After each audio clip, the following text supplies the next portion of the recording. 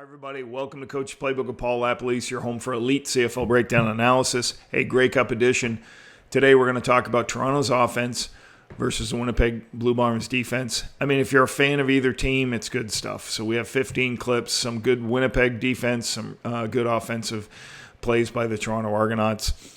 Just a really good game plan for the Toronto Argos. Let's go over a couple of things. Passing yards, 252 yards, facing the top pass defense in the CFL. So they did enough they needed to. 26 of 37 passing, 2 TDs, 2 interceptions, plus 3 turnover margin. That's how you win championships.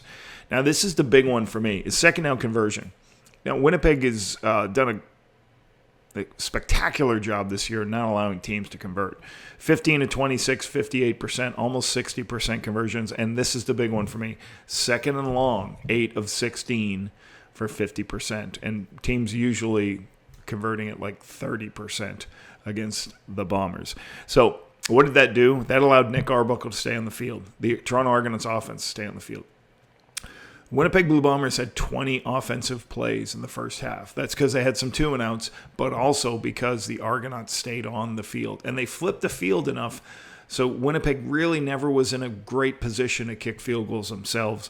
So hats off to them on that. Nick completed 70% of his passes against a team that only gives up 60%. Kadeem Carey chipped in 80 yards. I thought the Argos did a good job of this. My 2 points was, you got to let Nick be a quarterback. You can't run the ball every play, every first down. You got to give him opportunities to play the game and win the game, and I thought they did that. And 2, give him enough volume, because one of the Nick's strengths from my time working with him, he can handle a lot of volume as an intelligent football guy.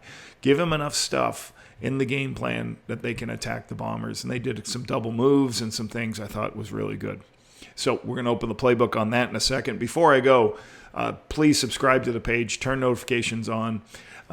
The notification is an important thing, because as the offseason comes, I won't be posting as much because there's no more football, but I'll be posting some things as things come up. So please turn your notifications on after you follow, and then you'll know when stuff is being posted and you see it, because I may not post it on social media as much either. So, okay, Grey Cup edition, Toronto Argonauts offense versus Winnipeg defense.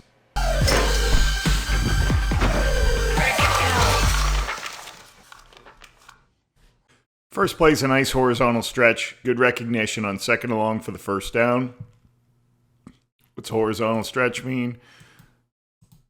You got a curl here. You got a curl here.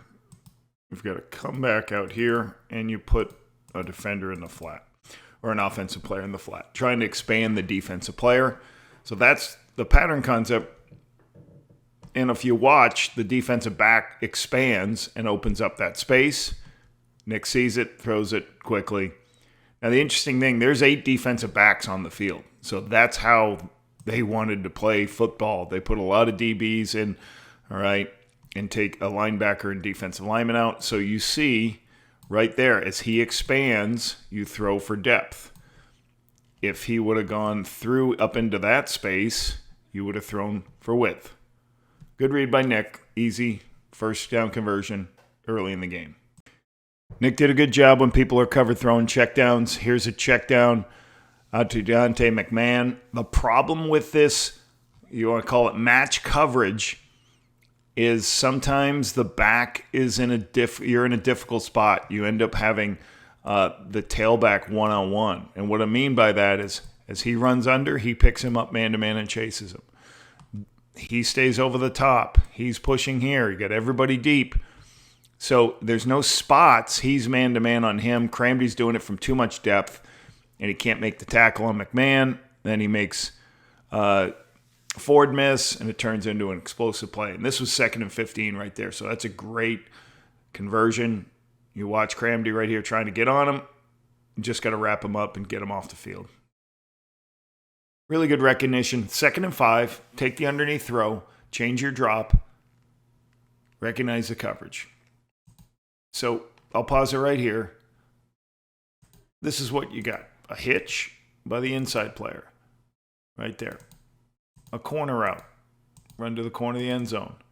And a hitch in the wake of that corner route. And that's an important thing. And another hitch out here. So Nick recognizes that there's only one football player that's low right here. He's the only low player. These two players are high, and he's got a corner route running at him.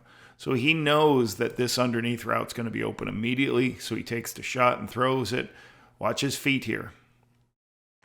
This is like you would do for three-step drop. You're not reading any coverage. He pre-snap read it and said, I can just take the throw immediately. That's what he does.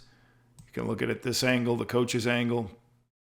When you go here, he lifted just enough so you can throw that on 2nd and 5. That's what you want to do for first downs. Another opportunity to read coverage. Nick changes his drop once again and just gets us in here before Diedrich Nichols can make the play on Mackay Polk. This defender is sprinting out, pushing to 1. He's over the top of 2. He's over the top of 1. I mean, the receivers. That's the number 2 receiver. But if you watch Nick's feet, he doesn't cross over. So he just hops into his drop.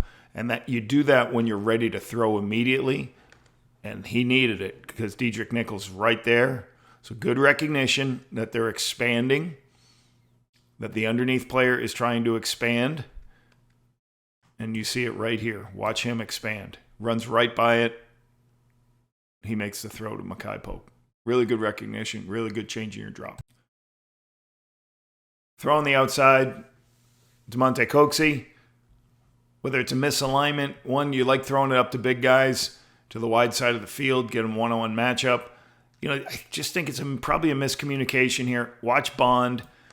He doesn't even care about the release of 1. When that happens, he's definitely a low zone player. And when you usually do that, he becomes the high quarter player, and he becomes the high quarter player.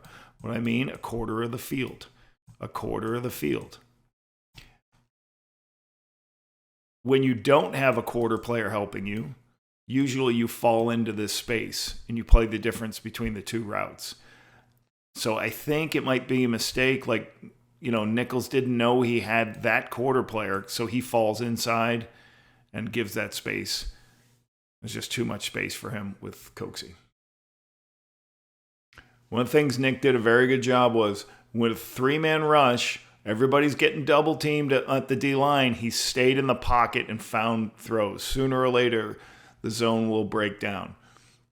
Because right off the get-go, there's nobody open. There's one underneath this one. That safety's going to come here. He's going to make an out and over-the-top move. Okay, he's attached to that, and he's outside of that. So watch right here. He's still over the top of that one. He's underneath that. He's over the top of that. He's sitting on this one. So Nick has no place to go with the football. Okay, now when these guys attach to guys man-to-man and Nick starts to scramble, he just makes a throw. And that's excellent. You want to, when it's a 3-man rush and everybody blocks for you, you stay in the pocket. Wait till something breaks down. And that's what he's doing. This is excellent to give opportunities for first downs. Here's another example of Nick actually going through all his progressions and hitting the last progression in his read. That happens because you only have a 3-man rush, and he's patient. So let me show you the pattern concept and how they handled it. We're going to have a corner route. We're going to have a guy sitting it down and a guy out in the flat. Common play a lot of people run. Watch this. Right there. You got 2 people covering that route. You've got one right here. You got one right. It's all covered. So then he starts looking back. He doesn't find this one. He sees this one covered, and he comes all the way back to this one. That's an impressive thing on 1st and 10. To just trust your protection. You know it's only a 3-man rush. I got time. Get all the way back in my reads. Well done. One of the beauties of having a lot of people in coverage, and I'll pause it right here. Nobody open. Nobody open. Nobody open. Okay, let's go to the end zone. What happens? Sometimes this pass rush can get home. Watch Willie Jefferson over here. Just wins clean. So as Nick's waiting for people to come open, bang. Right there, almost causes a turnover. But Willie Jefferson had a great game. He was spectacular all game. He had a great year. And he makes another play. Blitz picture. Good call versus the blitz.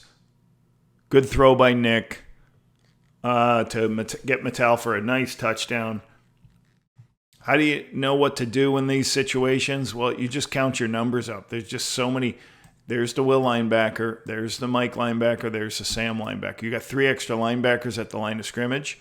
When the ball's snapped, they're all blitzing. So when you have a run, you sometimes have these what are called kills attached, which is a block, and it's a receiver screen. You can throw it behind the line of scrimmage. You can block downfield. That player, I assume, has to cover Metal. He's too deep. You make your blocks. There you go. Let him run with the ball. So you see Nick will recognize it right away.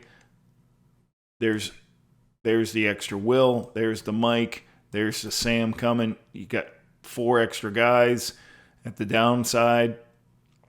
Get the ball in the perimeter for touchdowns.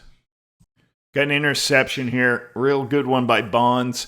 Nick's taking a shot to Coxie, trying to get a big play to him. Sometimes you're like, oh, why did he throw it that space? I'm going to show you why. Sometimes it's how a receiver runs his route. So right here, there's an inside move right there. Okay, and when he puts that foot in the ground, he starts to go this way. But what he does after that is he takes another step and he ends up going in this way. And it's just not what you can do because watch, there's the second move. I'm going to show you something.